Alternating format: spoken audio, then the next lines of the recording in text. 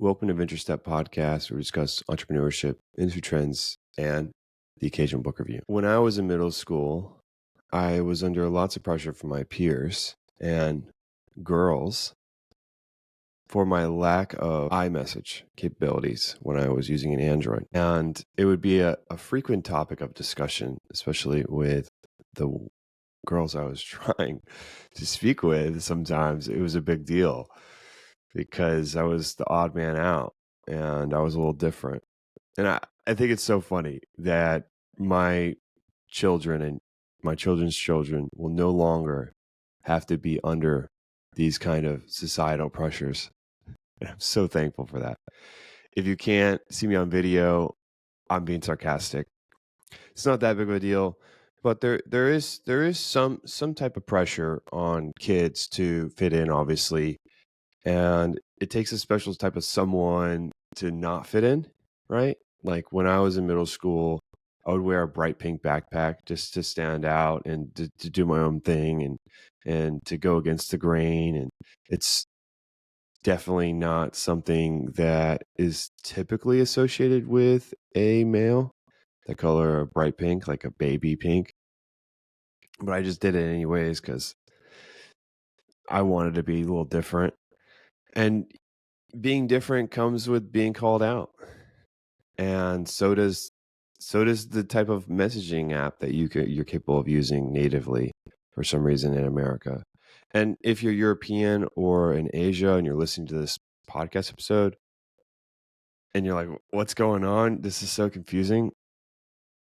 It's because in America or the United States, people just use the native messaging app. They don't use WhatsApp. They don't use Telegram. They don't use any of these other third-party apps. They just use what's on the app.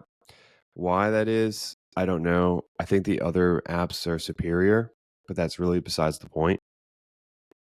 So now, under years of pressure from Google and recently, over the last couple of years, governmental pressure for regulations and some studies that came out that say the pressure of iMessage forces children to use Apple because they don't want to be made fun of and they want to fit in. And so Apple has reluctantly enabled RCS on the phones, but I don't think they made it so it's the same color. Like if it's iPhone, it'll be the same color, but if it's not, then you'll get the green text. So it's not the white and blue, but it's better than nothing. So what is RCS? RCS is Rich Communication Services, and it's a protocol, texting protocol that is the modern version of SMS. So SMS was created way back when, and now we're sending lots more, or I'd say we're sending a lot more data, right? We're sending large videos, high fidelity photos. Back when SMS was created, we were really sending like low pixelated photos, text. We weren't sending all these like emojis and GIFs and all these other things and long, high quality videos. Those items weren't really on the list for SMS. And so RCS includes all these modern communication capabilities that phones are capable right now to do and what the future looks like as well. So it's just a better way to communicate because it reflects what people do now, not what we previously did. So it's just a modern texting protocol. Google owns the protocol with a couple other phone companies, or they have like a board of people. Like there's Google, there's a couple others, and they all banded together and said, hey, we're going to make RCS and we're going to use it on our phones and blah blah blah. And Apple was like, this sounds great, man, but nah. So they're like, we're good with iMessage, and everyone else is like, well, like why? Like iMessage and this doesn't have anything to do with you only enabling SMS when it's a third party. When I say third party, like if Android was texting Apple, Apple considers Android a third party, so it's SMS. So SMS, as said, doesn't reflect our normal communication in this modern era. So it causes issues with people. And I recently had a conversation with a family member, and they're like, man, your phone sucks. And I was like, why do you say that? And they're like, well, the video looks like, I don't know, it looks like from 2000s or something. It's so blurry. And I was like, yeah, that's Apple's fault. That has nothing to do with the phone that I carry or my camera's quality. And I'm pretty sure the camera's quality is very high. And they were like, what do you mean it's Apple's fault? And I was like, okay, well, this whole SMS and RCS thing, they had no idea. And I was like, okay, update your phone, go to iOS 18, go to your settings, enable RCS, and come back to me. And they did the next day, and they're like, wow, this is crazy. It looks so good.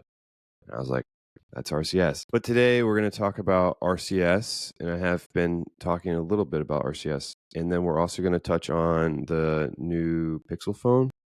You can see I've got it in a case. Maybe I could take it out of the case. But I have the Pixel 9 Pro, the non-XL, just the regular, because I think it's better to have a smaller phone. The issue with bigger phones is getting it in and out of your pocket. It's so big. Like it's almost, at this point, it's almost a tablet. And so I like the smaller phone with the enhanced capabilities. And the only reason I would get a Pro is because a Pro XL, or like a Pro that's like a large phone, is because they don't give you the option to get a smaller version. And then I'm going to briefly go over this curious Pixel Buds. So I actually got the Pixel Pro 9, and then I got those Pixel Buds to demo and talk about for the podcast. And you see the buds are gone. And I don't know what happened to them. I used them like 4 times. And then I went to the gym and I went to open my headphones to put them in, and they're not in the case anymore. So I'm not sure. TBD. But before we dive in, I am your host, Dalton Anderson. My background is a bit of mix of programming, data science, insurance. Offline, you can find me running, building my side business, or lost in a good book. You can listen to this podcast in both video or audio format on YouTube. And if audio is more your thing, you can find the podcast on Spotify, Apple Podcasts, or wherever else you get your podcasts. Okay, so RCS. RCS is the new protocol, as I was mentioning earlier in the episode show.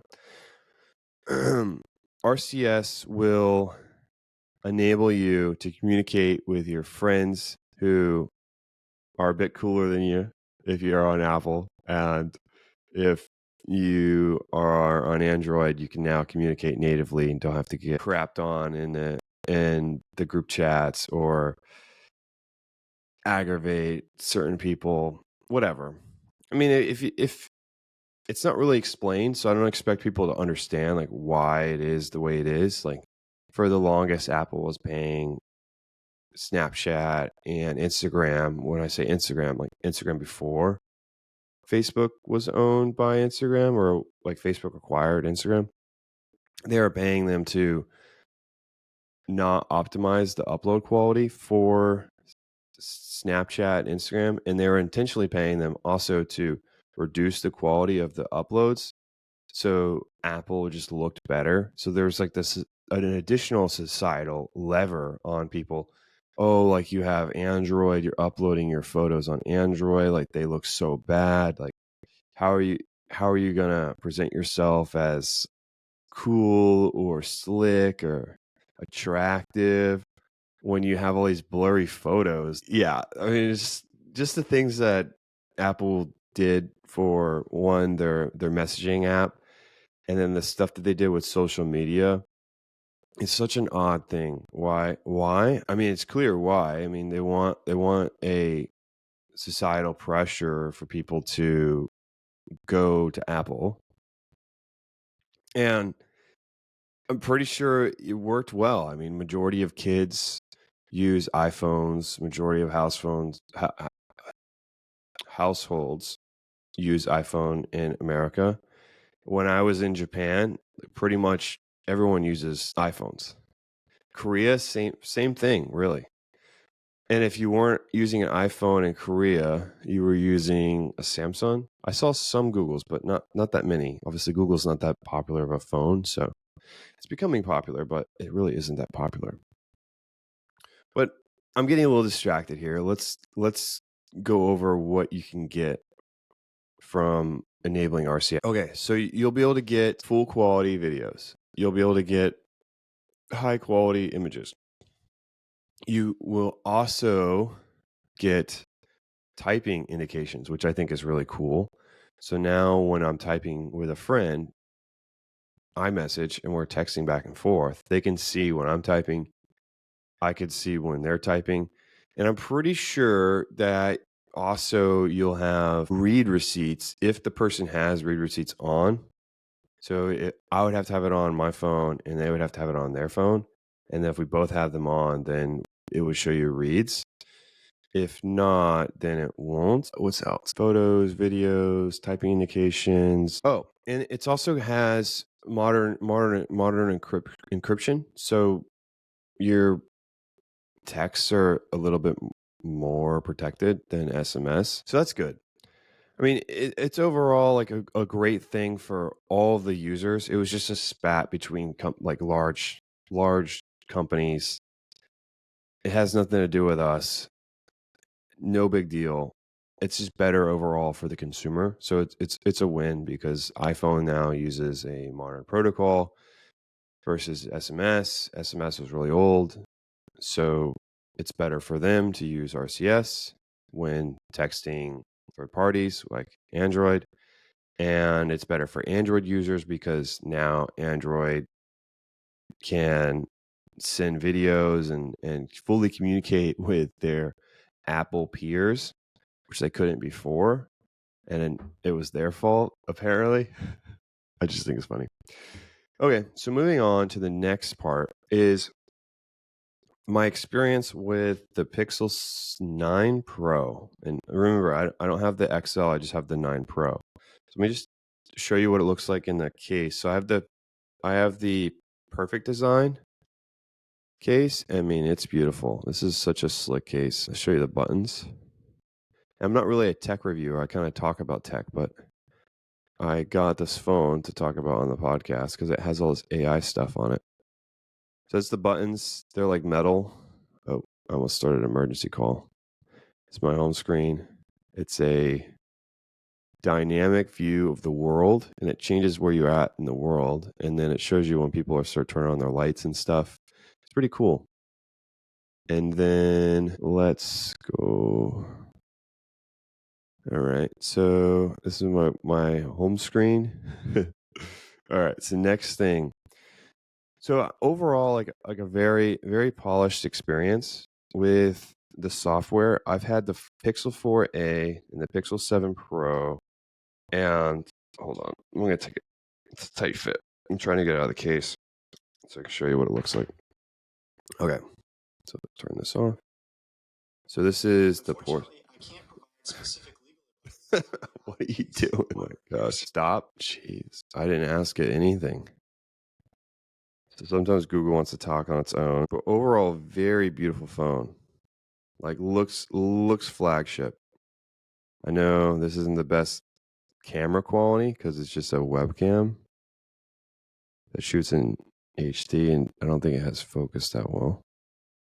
But overall, such a beautiful phone. Such a beautiful phone. And it looks so nice with the green and the gold. Oof, oof. Okay, so it's very polished, right? Like it looks like a flagship, feels flagship E.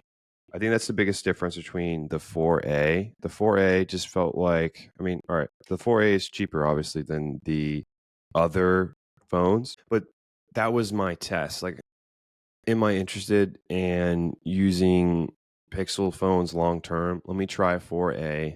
Let me see what Pixel's all about and then upgrade from there. So I got to use 4A for, I don't even know, like $200 or like $150 or something like that. And then I was like, wow, this is pretty slick. I like it. Not too bad. And then they came out with the 7 Pro, and I had kept my iPhone, right? So I bought a used 4A, and then I kept my iPhone that I had. And it was like an iPhone 10, and it was having issues with the battery, and like there was some stuff going on with the screen. So it was overall needed to get scrapped. And then I asked Google, hey, how much would you give me if I traded this in? And they were like $650. I was like, sure, because my phone at the time, iPhone 10, was worth probably about $75. So they're giving me a crazy amount of money for the trade-in. So I was like, sure, I'll do this 7 Pro. And so I did the 7 Pro, loved it. The only thing I don't like about it was so big. Like it was so big. Like I don't really like those big phones. It's just too much. Like it's a hassle to get in and out of your pocket. Why do I need a phone that big? Like might as well just get a tablet. And that's kind of my issue with a lot of these things is, all right, so you have these large phones, and then at a certain point, those large phones are just tablets. And then you have these large laptops. Why are you mixing up these form factors? Like the form factor is a certain way because it has a certain function. Like if you make a super big laptop, like a crazy large laptop, then at a certain point, it's just not a laptop. It's a monitor or something like that. Like it's meant to be mobile. So we don't need a massive screen and all this other stuff. It's meant to do like quick work. And then if you want to do serious work, like connect it to a docking station or do something else. That's how I feel about large phones. It's, all right, at a certain point, just stop, please. So I'm so happy that they provided a regular sized phone with the enhanced features. But the main reason I got this phone, and I'm looking down because I'm looking at my phone. The main reason I got this phone was this AI stuff. So there's a couple things. There is the screenshots app. And there is like a proofreading thing, like in your messages. And so there's those two. There's Imagine, and that's accessed in Google Photos. And then there's Pixel Studio. And of those couple AI features, and they're coming out with more. The biggest one they're coming out with is going to be the analyst researcher. I don't know what they're going to call the feature, but later next year they're going to come out with a analyst like researcher thing where you can give it complex tasks that might take hours to do for the AI. So it might take you 30 hours to complete. It might take the AI 5 hours of compute time to do what you need to do. And it'll come back with a whole bunch of research and documentation and all this stuff. That's going to be super cool. That was probably one of the main reasons I got the phone, was so I could kick those things off. And I think for some reason it's tied to having the Pixel 9 Pro. I don't know why. It's definitely not going to do that on your phone natively. So I'm not completely certain why they're doing that. I think they just want people to buy the phone. And okay, so if we move over to the screenshots app, I don't really think it's that useful. It's supposed to auto process my screenshots, but it doesn't process them automatically for some reason. So maybe I have to look at my settings, but I looked at my settings before this episode, try to figure out why. It wasn't showing. There's not that many things you can select. Like there's literally one toggle. So I'm not completely sure. One thing I do like about the screenshots app is that I don't have screenshots on my phone anymore. When I say on my phone, I mean in my camera roll. I don't like screenshots in my camera roll. So that's super cool. I like that. But as far as the usefulness of the AI and the utility I get from it, I get 0. Having this AI chip integrated allows you to imagine me with photos, and I would say it's insane.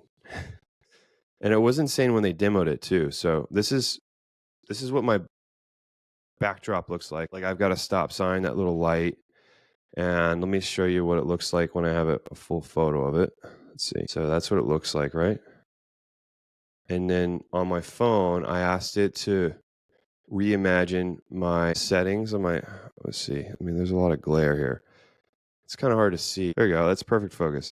And so I asked it to reimagine the back of my room and add some decorations, and it did. And I can't tell it's not a photo. Like I can't tell that's not real. And then it also did something else. So I have a plate of food from this local restaurant called like Caroline's. Oh, I just locked the screen. The photo of this local restaurant called Caroline's, like a Cuban cafe. And I asked it to reimagine the food as a plate of rocks. And it does it. Like it's so good. It's crazy good. Like it's literally identical. Crazy. It's really hard for me to comprehend like how good it is. And then you go to Pixel Studio, and I think Pixel Studio is going to become similar like the Screenshots app, like a Pinterest vibe. Like on Pixel Studio and the Screenshots app, like you can pin, or they're calling it collections, I think is what they're calling it now. On your Screenshots app, you'll be able to put your screenshots in certain collections. So you could say, "Oh, make a folder for me with all my screenshots of outfits of like the last 5 days or something," and then I'll put it a folder, and then you can kind of decide what you want to do. But also in Pixel Studio, you can make outfits like this one's saying, "Lay flat inspiration for dark academia."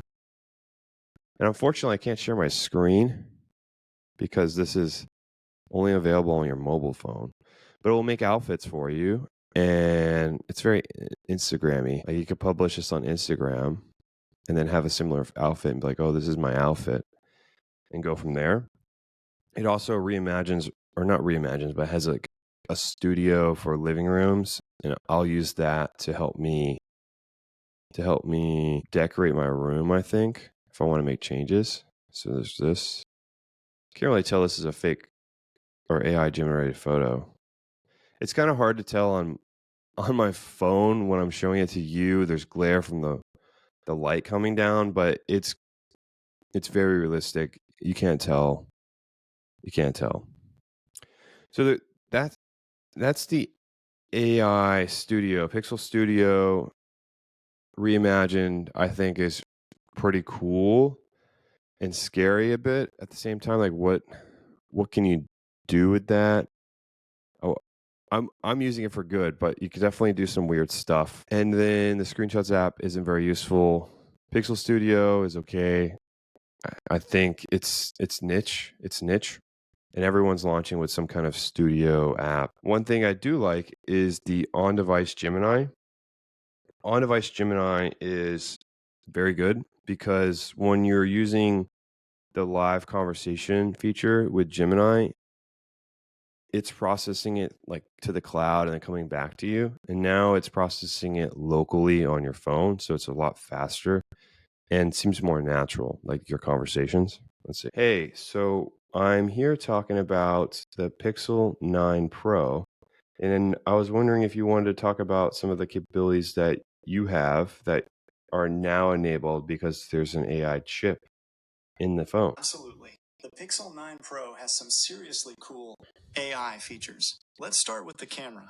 It has this awesome feature called Magic Eraser, which can totally remove unwanted objects from your photos. I'm talking people, power lines, even that random tourist in the background of your vacation pic. It's like having a magic wand for your photos. Yeah, I don't know why you just stopped, but that's fine. Can you just give me like new features in a comment format? Like, all right, new imagine feature, Sure comma. thing. Here are some of the new features enabled by the AI chip in the Pixel 9 Pro. First up, the camera has a feature called Magic Eraser, which lets you remove unwanted objects from your photos. Okay, maybe I clicked the screen and that's why you stopped talking, but I have to move on. This is taking too long. So I'm going to go. Appreciate you. Goodbye. Let me know if anything else comes up. All right, so that was a complete failure, but it is better. It's faster. It seems to be the same kind of thing. Like if I want to have an in-depth conversation, I'll use that. But if I just want a quick answer, I'll just ask it via text and use voice. Like I'll use my voice to type out what I want. and then get the response. But if I want like a back and forth, like I'm thinking about something or I need to conversate with someone besides another human, I'll use the live feature. Okay, so I was also supposed to talk about the Google Pixel Buds. I only use them, I think, 3 times, so I don't really want to talk about them. But I will talk about how I am devastated that they went missing. I have no idea where they went. And I will say that it's not very clear on their tracking. So when you first sign in and register your Pixel Buds, these are the Pixel Bud Pro 2s. When you sign in and register, it has you add the buds to find my device or something, like Google's Find My iPhone or Find Device, I think it's called.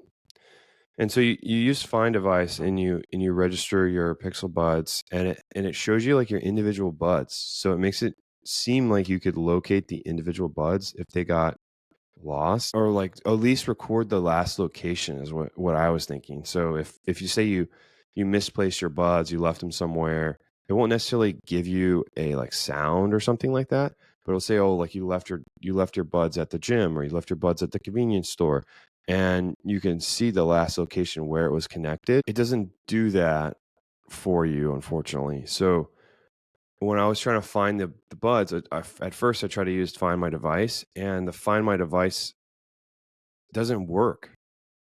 It updates the Pixel Buds location. So there's separate sections. Like there's one for the case, there's one for the left bud, the one for the right bud. It updates the location of the buds when you open the case. So it says, oh, updated location just now, and it's at your house. And I'm like, oh, really? That's awesome. And I'm like looking around, and then it's not here. And I brought my case with me, opened it up at the gym, and it's like, oh, updated just now, Pixel Buds, the gym. And so it doesn't actually record the location of the buds, the last location of connection, which I thought that's what it was doing. What it's actually doing is it just updates the location the last time you opened your case, which isn't very useful when you're trying to find your buds, because you can never find them, because it doesn't help you.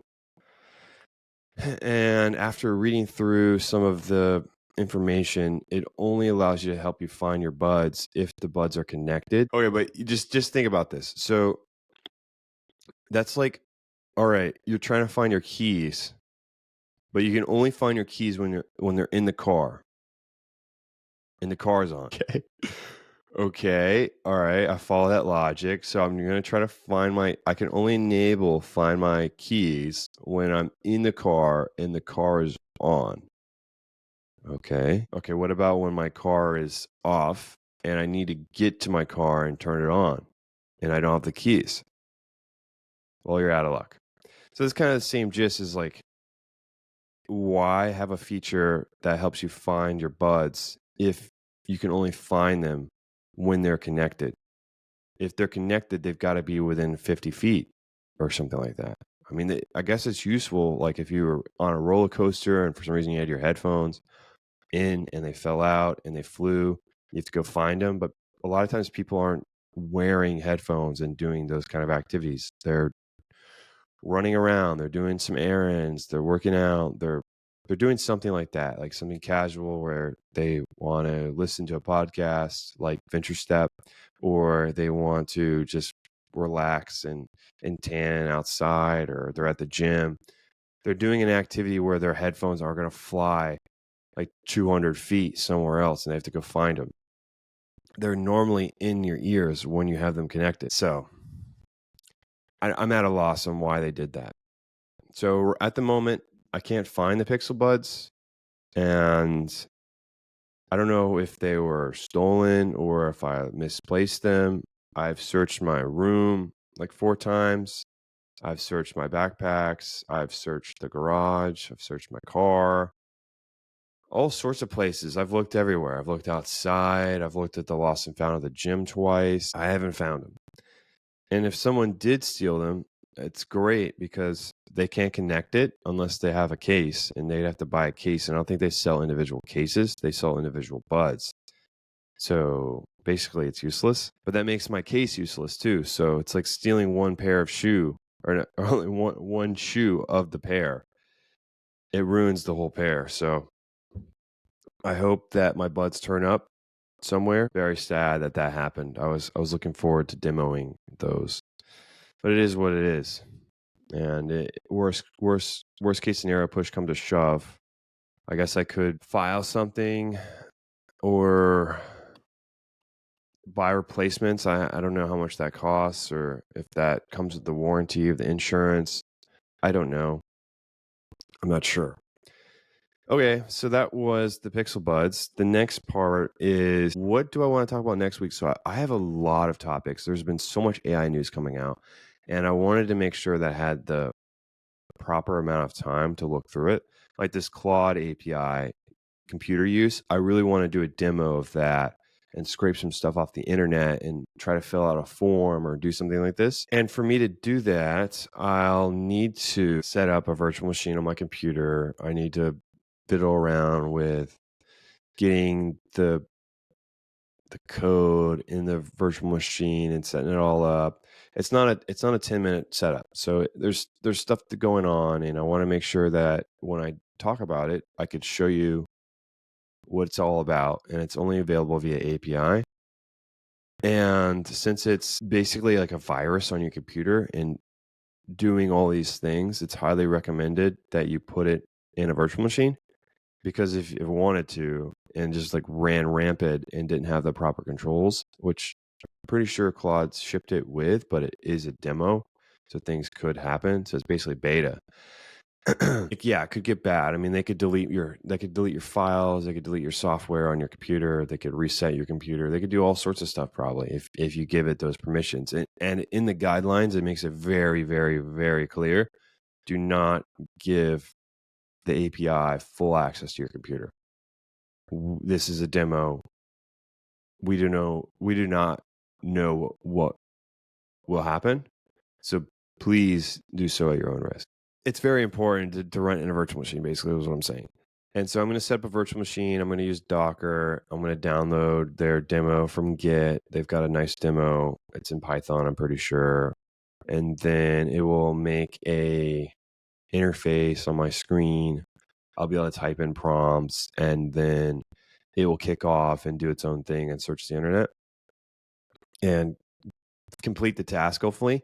And you could see how it's completing the task, what it's doing, what it's thinking. And it's really cool. So I want to show it, but I have to set up my API keys. I got to apply. I've got to do a couple of things before I can do that episode. And then I have some other stuff. Meta came out with Notebook LM, open source Notebook LM, which is a Google's product that they've had for a while, that they have not open source, which is fair. I mean, Google open sources enough stuff, but Meta is just open sourcing everything, and they're just eating people up because their stuff is as good, but it's free and it's open source. It's super cool. I love Meta with all their open source AI models and frameworks, and the detail that they're putting into their research papers is something I haven't seen. Like the level of detail and the level that those papers are is just hard to describe. Like you can read papers and you're like, oh yeah, like I guess I have an idea how to do it. Like those papers are like instructions, methodologies, step by step how to do the exact same thing, which is kind of what a paper is supposed to be. You're supposed to have to be able to repeat and get the same results. Well, for something so complicated, they don't necessarily go through like step by step how to do the same thing. But in those papers, it's very clear, like if you want to repeat the process, what they did and exactly why, and what the other options are and why those didn't work. It's very cool. Very cool. Love all the things that Meta's been doing, but they've been pushing out a lot of papers and new models. I think they did the Notebook LM. They made a video model. I think Google also came out with a new Imagine 3 that I want to talk about. And there's so many things that I have on the list, and I just want to make sure I have the right amount of time to discuss them. But of course, I appreciate all the involvement in the comments that I've been getting, some of which has been positive, some not so much.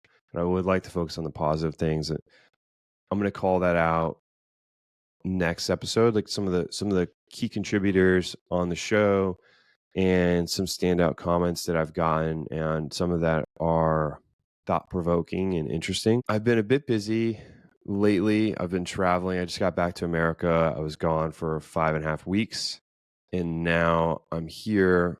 Well, the week before I was at the ITC, which is the InsurTech conference in Vegas. Now I'm back home. I had to take care of some work stuff over the weekend and get ready for the new year and get all the planning and resource planning taken care of. So I was a bit busy over this weekend, and I was like, should I do an episode or should I just relax? And I picked relax because I'd worked quite a bit over the weekend, so I just hung out. But of course, I'll see you next week, and I hope that you'll listen in. Wherever you are in this world, good morning, good afternoon, good evening. Have a great day.